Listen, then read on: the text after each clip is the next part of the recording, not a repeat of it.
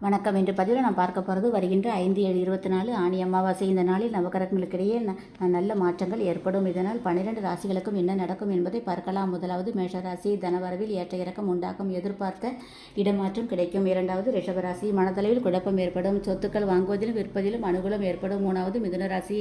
நீண்ட நாள் ஆசை நிறைவேறும். மற்றவர்கள் பிரச்சனைகளை தலையிடாமல் இருப்பது நல்லது. நான்காவது கடகம். சகோதரர்களின் ஆதரவு கிடைக்கும். சமூக தொடர்பு பணிகளில் முன்னேற்றம் ஏற்படும். ரகசியமான செயல்பாடுகள் அதிகரிக்கும். ஐந்தாவது சிம்மம். வழக்குகளில் எதிர்பார்த்த முடிவு கிடைக்கும்.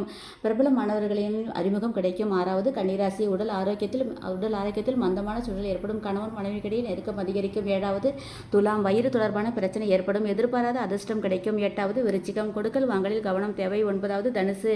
பூர்வீக சொத்துக்களால் லாபம் கிடைக்கும். பத்தாவது மகரம். உறவினர் வருகையால் மகிழ்ச்சி ஏற்படும். உடல் ஆரோக்கியம் மேம்படும். பதினொன்றாவது கும்பம். முயற்சிக்குண்டான பாராட்டுகள் கிடைக்கும். மீனராசி. குடும்பத்தில் மகிழ்ச்சியான சூழல் உண்டாகும்.